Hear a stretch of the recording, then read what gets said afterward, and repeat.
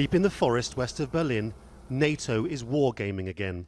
One of its members has been attacked, there are casualties, and all the other states have joined in to help tend to the wounded. The exercise is called Vigorous Warrior, which hardly invokes the sort of fire and fury rhetoric of Donald Trump. We are the host nation, we are the lead nation for this exercise, and of course we want to do it perfect. We want to be a very good host, and I think we achieved this goal. But we are not alone. There are 25 other nations, and they all brought their skills within this exercise. The generals watching come from 25 NATO allies and other invited states. They know where Germany's red lines have always been. On the battlefield, this is where Germany feels most comfortable, helping out. Medical excellence, logistical support, that's all fine. But when it comes to things like attacking other countries, invading other countries, killing people, there is no appetite for that at all. This is Heidelberg, a perfect example of liberal, educated Germany, where Merkel's support is guaranteed by the wealthy middle-aged and middle class. No doubt many take pride in the global admiration for their chancellor.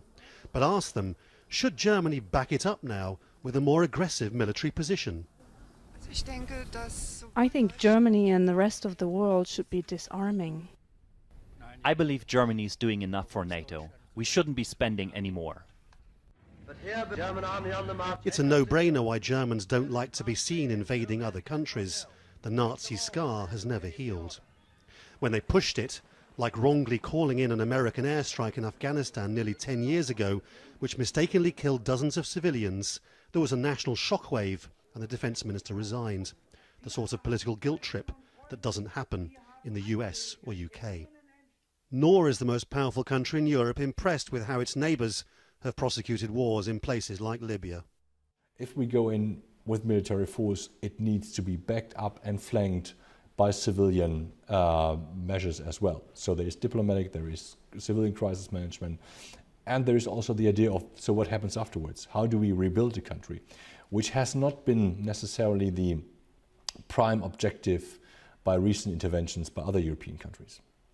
US President Trump demands Germany spend far more on defence. Merkel's opponents on the left say that would make her an American stooge. In a fragile world, Germany is looking for other solutions than war. Lawrence Lee, Al Jazeera, in Germany.